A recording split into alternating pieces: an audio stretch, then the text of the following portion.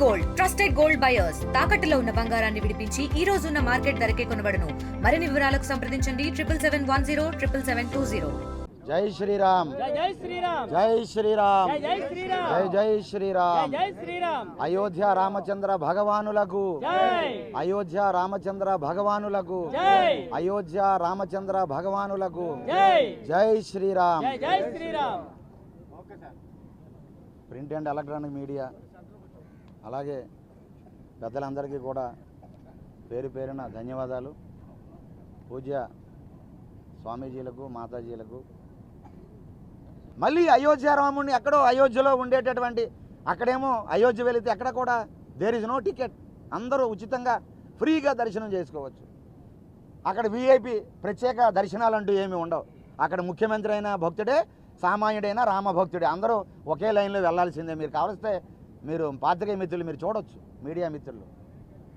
అటువంటి ఒక ఉత్తరాదిలో ఒక గొప్ప సాంప్రదాయం. భగవంతుడి దృష్టిలో అందరూ సమానమే, భగవంతుడికి అందరూ ఒకటే, భగవంతుడు సమానమైన దృష్టి అందరి మీద ఉంటుంది. ఆయనకు ఒకరు ఎక్కువ ఒకరు తక్కువ అనే ఆలోచనే ఉండదు అనేటటువంటి ధోరణిలో ఉత్తరాది రాష్ట్రాలు ఆయా దేవాలయాలు అందరికీ కూడా సామాన్యమైన దర్శనాలు చేస్తాయి తప్ప ఎక్కడ విఐపి దర్శనాలు, బ్రేక్ దర్శనాలు, ఆ దర్శనాలు ఈ దర్శనాలు ఎక్కడా ఉండవు. అటువంటి అయోధ్య నమూనాని ఇక్కడ పెట్టి దేవాదాయ శాఖ ఏదైతే చేస్తున్నారో మీరు వారిని ఆదర్శంగా తీసుకొని కలంకం తీసుకొచ్చి ఈరోజు ఉభయ రాష్ట్రాలు కూడా చర్చనీయాంశంగా మారిపోయిన ఈ అయోధ్య రాముని కూడా మీరు బజార్కి ఇచ్చేసి దేవుణ్ణి కూడా సమాజంలో ఒక ఇబ్బందికర పరిస్థితిలో తీసుకొని వచ్చి హిందూ సమాజం ఏమైపోతుంది? హిందూ దేవుళ్ళని ఏంటి ఇలాగా హిందువులే దిగజార్చుకుంటున్నారు? హిందూ ధర్మంలో ఎందుకు ఇటువంటి పరిణామాలు చోటు చేసుకుంటున్నాయి? నిన్నగాక మొన్న మరొకటి జరిగింది, మళ్ళీ మరొకటి ఏంటిది అసలు? అది దేవుణ్ణి చూడడానికి సాధారణంగా సామాన్యంగా ఎవరు చూడలేరా? డబ్బులుంటేనే దేవుడు కనిపిస్తాడా? డబ్బులుంటేనే దేవుడు కళ్యాణమా? డబ్బులుంటేనే దేవుడు ప్రసాదమా? డబ్బులుంటేనే దేవుడికి అక్కడ ఉండే సేవలు పొందుతామా అనేటటువంటి అభద్రతా భావన భవిష్యత్ తరాలు కూడా ఈ పరిణామాలని మనల్ని క్షమించవు. హిందూ సమాజాన్ని ఈరోజు ఆలయ వ్యవస్థని క్షమించదు. ఒక పక్క దేవాలయాల్లో ఈ టికెట్ పోవాలి, దర్శనాల టిక్కెట్లన్నీ కూడా క్యాన్సిల్ అవ్వాలి, ప్రతి ఒక్కరు సాధారణంగా అందరూ వెళ్ళాలి, విఐపి దర్శనాలు అంటూ ఉండకూడదని ఒక పక్క ఉద్యమాలు గత 10 సంవత్సరాల నుండి ఎన్నో ఉద్యమాలు జరుగుతుంటే మళ్ళీ ఆజ్యం పోసి విశాఖ కేంద్రంగా ఇక్కడ మళ్ళీ ఇటువంటి కార్యక్రమాలు చేయడం చాలా బాధాకరం. నిజంగా ఎవరైతే నిర్వాహకులు ఉన్నారో మీరు అయోధ్య ఎవరు చేయనటువంటి కార్యాన్ని చేశారో దాన్ని మేము స్వాగతిస్తున్నాం. మీరు అయోధ్య రాముడిని పెట్టడం, అందరికీ దర్శనాలు చేయడం సంతోషం. కానీ దేవుణ్ణి ఏదో వ్యాపార కేంద్రంగా మేము మలుచుకుంటాము, ఇక్కడ వేశాం కాబట్టి మీరు ఎంత ఇవ్వండి, టికెట్ ఎంత ఇవ్వండి, కళ్యాణానికి ఎంత ఇవ్వండి అనేది మాత్రం ఇది హిందూ సమాజం క్షమించరానటువంటి పరిస్థితి, పరిణామం.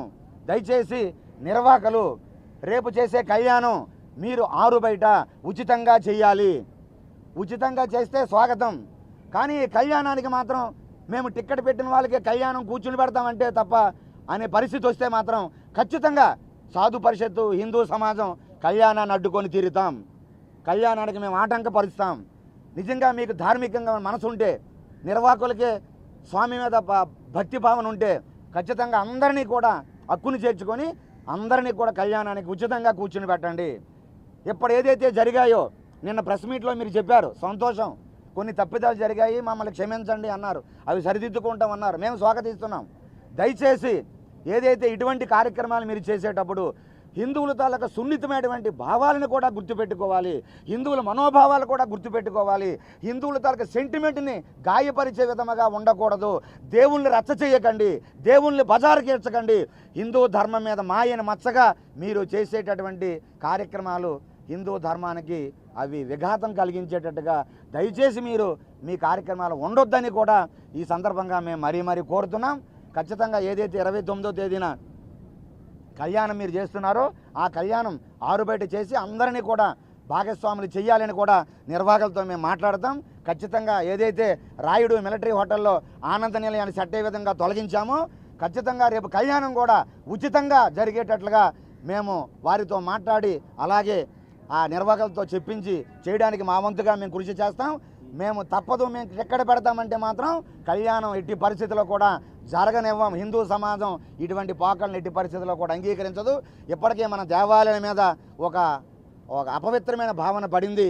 దేవుళ్ళు దేవాలయాలన్నీ కూడా వ్యాపార కేంద్రాలుగా మార్చేస్తున్నారనేటువంటి అపవాదం వస్తున్న తరుణంలో ఇటువంటివి మళ్ళీ చేస్తే దీన్ని మనం పెద్ద చేసిన వాళ్ళు అవుతాం. కాబట్టి ఖచ్చితంగా ఈ చట్ట వేసినటువంటి నిర్వాహకులు ఉచితంగా కళ్యాణం చేయాలని, ఏదైతే బయట మీరు ఆ టికెట్ పెడుతున్నారో ఆ టికెట్ కూడా క్యాన్సిల్ చేసి నిజంగా ఎవరైనా ఇస్తే ఉండీలు పెట్టండి, లేదు మైక్లో చెప్పండి ఇంత మేము చేశాం, మీరు ప్రేమతో కానుకలు ఇవ్వండి అనండి. కానుకలు వేరు కానీ టికెట్ వేరు. దయచేసి మీడియా పరంగా మేము మరీ కోరుతున్నాం.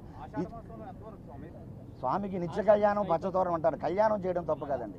భద్రాచలంలో ప్రతిరోజు కళ్యాణం జరుగుతుంది, తిరుమలలో ప్రతిరోజు అభిజిత్ లగ్నంలో కళ్యాణం జరుగుతుంది. దేవాలయం కాకపోయినా ఈరోజు మనం దేవుణ్ణి పెట్టారంటే అది దేవాలయమే. ఇప్పుడు మనం ఫోటో పెట్టాము, అది ఫోటో అంటే కాదు కదా, దేవుడు ఉన్నాడు ఆ ఫోటోలో కాబట్టి దేవుడే. అది ఫోటో కాదు, అది ఫ్రేమ్ కాదంటే కుదరదు. కాబట్టి మనం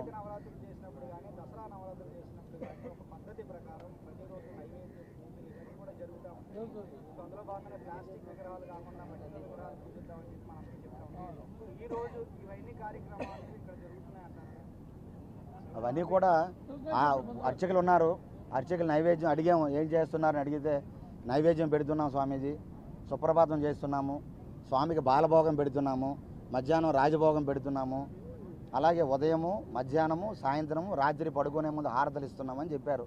పూజా కార్యక్రమాలు అయితే బాగానే చేస్తున్నారు, పూజకి ఇబ్బంది లేదు, స్వామికి ఆరాధనకి లోటు లేదు, స్వామి కైంకర్యాలకి ఇబ్బంది లేదు. కానీ మేము మరీ కోరుతున్నాం, దేవుణ్ణి దేవుడిగానే మనం చూడాలి, దైవాన్ని దైవంగానే భావించాలి.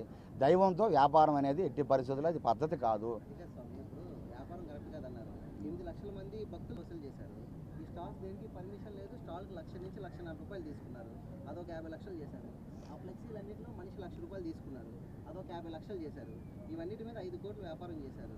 అంటే ఈ సెట్కి 1,500,000 ఖర్చు పెట్టి 60 రోజుల్లోనే 5 కోట్లు సంపాదించి, అంటే ఎంత ఇది వ్యాపారం కాదా? అది మీకు కనిపించట్లేదా? అది హిందూ, అప్పుడు రాముడు మీకు గుర్తు రావట్లేదా స్వామి? స్వామి మేము దాన్నే ఖండిస్తున్నాం కదా, దేవుణ్ణి దేవుడిగానే చూడాలి. మొన్న రాయుడు మిలిటరీ హోటల్లో వాడు నాన్ వెజ్ బారు రెస్టారెంట్ ఎదురుగా వెంకటేశ్వర స్వామి చూస్తూ వాడు వైన్ పుచ్చుకొని వాడు డ్యాన్సులో మందు చిందు అంటే దిగజార్చుకుంటున్నాం మనమే. దీనికోసం చెప్పండి మరి ఖచ్చితంగా ఇది కూడా మేము అదే చెప్తున్నాం స్వామి. ఖచ్చితంగా వ్యాపార ధోరణి అనేది ఖండించాల్సిన విషయం, మేము ఖండిస్తున్నాం కూడా. దేవుణ్ణి మీరు దేవుడిగా చూపించండి, అందరికీ దర్శనం చేయించండి, సంతోషం. చట్ట వేశారు, విశాఖ కేంద్రంలో అయోధ్య రాముని చూపెడుతున్నారు, స్వాగతం. కానీ దాన్ని చూపించి ఇంత టికెట్ ఇవ్వండి, మీరు దర్శనానికి రండి. ఇప్పుడు దాకా ఈ కార్యక్రమం జరిగింది, అయిపోయింది. ఇప్పుడు మీరు చెప్పినట్లుగా టికెట్ వ్యాపారం, ఒక ఆర్థిక వ్యవహారం పెద్ద స్థాయిలో ఇక్కడ జరిగింది. ఇప్పుడు ఆర్థిక వ్యవహారాన్ని ఇంత జరిగింది కాబట్టి దాన్ని మీరు ఏమైనా దేవస్థానానికి టర్న్ చేయాలని డిమాండ్ చేస్తారా? అమ్మ ఖచ్చితంగా ఎంక్వైరీ జరుగుతుంది. ఇక్కడ ఈ కార్యక్రమం అయిపోయింది కాబట్టి కళ్యాణం ఉచితంగా చేస్తే ఇంక వీళ్ళు వెళ్ళిపోవచ్చు, డబ్బులు తీసుకుని రేపటి నుంచి ఇలాంటి నమూనాలు బీచ్ రోడ్లో స్థానికంగా విశాఖపట్నంలో స్థానిక పెద్దలు ఉన్నారు. ఆ రోజు ప్రారంభం చేసేటప్పుడు దయచేసి పెద్దల్ని మేము ప్రేమతో కోరుతున్నాం, ఇటువంటి కార్యక్రమం జరిగేటప్పుడు ఒక ఎజెండా మీరు తీసుకోవాలి. స్థానిక పెద్దలు ఓపెనింగ్ వచ్చేటప్పుడు కింద మీద చూడకుండా రిబ్బన్లు కట్ చేస్తే ఇలాంటి ఇబ్బందులు వస్తాయి. మీరు ఏం చేయాలనుకుంటున్నారు, మీ ఎజెండా ఏమిటి, మీ విధి విధానాలు ఏమిటి, మీరు భక్తులకి ఏ విధంగా దర్శనం చేయించాలనుకుంటున్నారు, ఇవన్నీ ఆ రోజు ఓపెనింగ్ రోజు పెద్దలను అడగాలి, పెద్దలందరూ ప్రశ్నించాలి. అదేది లేకుండా పిలిచారు చేశారంటే కాదు కదమ్మా. కాబట్టి ఖచ్చితంగా మనం స్థానికంగా ఏదైనా వచ్చేటప్పుడు స్థానికంగా ఉండేటువంటి అందరూ కూడా దీని మీద దృష్టి పెట్టాలి. ఇదివరలోనే ఎంక్వైరీ నడుస్తుంది, కంప్లైంట్ దేవాదాయ శాఖ వాళ్ళు కూడా కంప్లైంట్స్ ఇచ్చారు. వాళ్ళు చెప్పే మేము భద్రాచలంలో ఆస్థాన పండితులు అనలేదు, భద్రాచల స్థానికులు అన్నాము, ఆ స్థానికులని పడింది అని వాళ్ళు ఏదో చెప్తున్నారు. ఏదైనప్పటికీ కూడా సమగ్రమైన విచారణ జరగాలి. దీన్నైతే మేము ఎట్టి పరిస్థితిలో కూడా అంగీకరించేది లేదు. ఇక్కడే కాదు, ఎక్కడైనా దేవుడికి, దేవస్థానానికి, ఆలయాలకి, ఎక్కడైనా దైవ కార్యాలకి టికెట్లు లేకపోతే వ్యాపారం అనేది ధోరణి ఉంటే మాత్రం ఖచ్చితంగా నిర్మోహమాటంగా నిర్ద్వంద్వంగా మేము ఖండించి తీరుతున్నాము. ఉండేటప్పుడు ఈ జిల్లాలో ఉండేటటువంటి స్వామీజీలను లేకపోతే పండితులను కానీ ధార్మికమైన సంఘాలను కానీ పిలిచి కూర్చుని పెట్టి ఒక కార్యక్రమం చేయాలనుకుంటాం అనేది ముందే జరగాలి, ఒక రివ్యూ జరగాలి.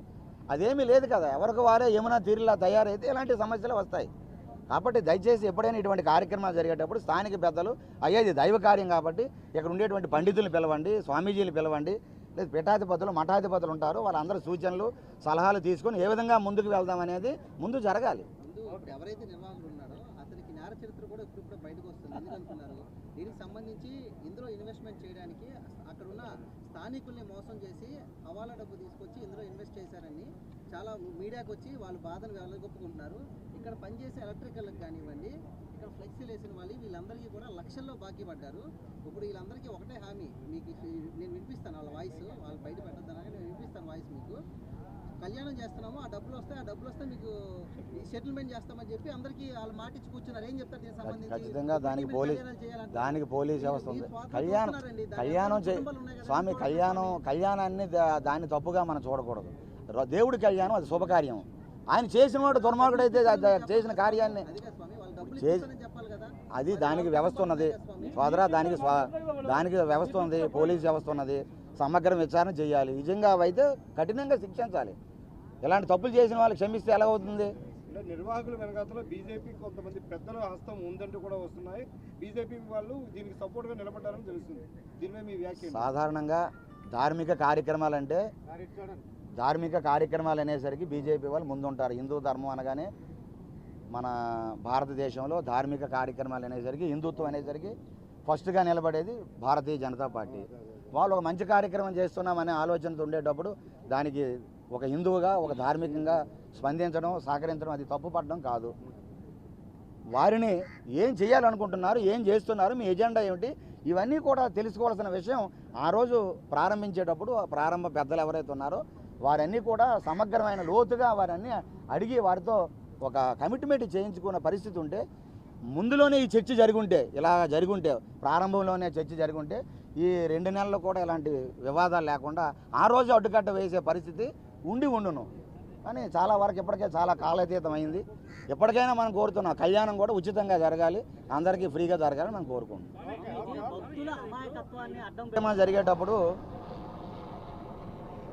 ధర్నా చేస్తాము, మేము ఖచ్చితంగా అడ్డుకుంటాం. హిందూ సమాజం అందరం వచ్చి ఉచితంగా జరగకపోతే అంగీకరించేది లేదు. ఖచ్చితంగా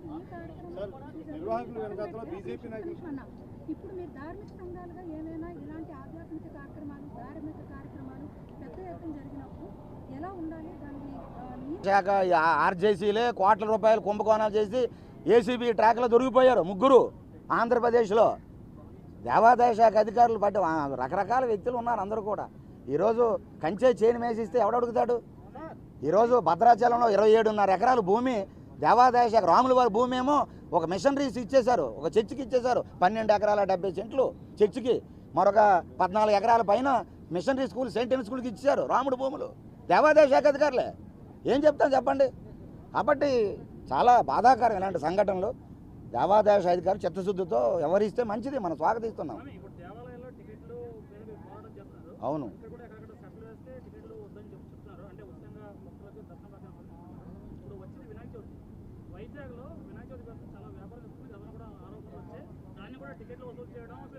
ఖచ్చితంగా అది కూడా తప్పు, 100కి 100 తప్పే. వినాయక చవితి జరిగే సందర్భంలో విశాఖ కేంద్రంలో ఎక్కడ మేము 40 అడుగుల వినాయక పెట్టాము, ఇంత ఖర్చు అయింది. అంత పెద్ద వినాయకుని ఎవరు పెట్టమన్నారండి? టికెట్లు వసూలు చేస్తావా? టికెట్ల కోసం పెడతావా అంత వినాయకుడు నువ్వు? కాబట్టి వికృతమైన వినాయకులు పెట్టడం, రకరకాలుగా వ్యాపార ధోరణులతో పెద్ద వినాయకులు పెట్టి టికెట్లు పెట్టడం కూడా మేము తీవ్రంగా ఖండిస్తున్నాం. ఖచ్చితంగా రేపు వినాయకుడు మన దేవుళ్ళ దగ్గర విశాఖ కేంద్రంలో ఎక్కడైనా టికెట్ అనే మాట వస్తే మాత్రం పోలీస్ స్టేషన్లో వారి మీద కేసు పెడతాం. ఖచ్చితంగా విరాళాలు అడగండి, కానుకలు అడగండి వచ్చిన భక్తులకి. అయ్యా ఇంత మేము అన్నదానం చేస్తున్నాం, మేము దేవుడికి ఇంత ఖర్చు పెట్టాం భక్తి భావనతో, మీరు సహకరించండి, మీరు విరాళాలు ఇవ్వండి అని అడగండి, తప్పులే. కానీ దీనికి ఇంత టికెట్ పెడతాం, ఎంత ఇవ్వండి అంత ఇవ్వండి అంటే మాత్రం హిందూ సమాజం జీర్ణించుకోలేదు, క్షమించదు. ఇది మహా అపచారం. ఇది ఖచ్చితంగా ఒకే స్టాండ్ మీద ఆంధ్రప్రదేశ్ సాధు పరిషత్ ఉన్నది. ఇటువంటి కార్యక్రమాలు ఇప్పుడు కూడా మేము ప్రోత్సహించాం, ఖచ్చితంగా మేము అడ్డుకుంటాం. ఈరోజు సాయంత్రం నుండి ఇక్కడ ఏదైతే వ్యాపార ధోరణితో ఇంతకు ముందు వరకు జరిగిందో దాన్ని ఖచ్చితంగా చెప్పుల స్టాండ్ కానీ మరొకటి కానీ ఈరోజు సాయంత్రం నుంచి కానీ వాళ్ళందరూ కూడా ధార్మికంగా ఫ్రీగా జరిపించకపోతే మాత్రం ముందే మేము కూర్చొని మా నిరసన కార్యక్రమం చేపడుతున్నాం. తెలుగులో ఫాస్టెస్ట్ న్యూస్ ఇప్పుడు కొత్త అవతారంలో 5 సెకండ్లోనే పూర్తి వార్తా సమాచారం మీ చేతిలో. సోషల్ మీడియా ట్రెండ్స్ మీ కళ్ళ ముందుకే live TV and voice search ఆప్షన్స్తో ఇప్పుడే డౌన్లోడ్ చేయండి. యాప్ లింక్ డిస్క్రిప్షన్లో ఉంది.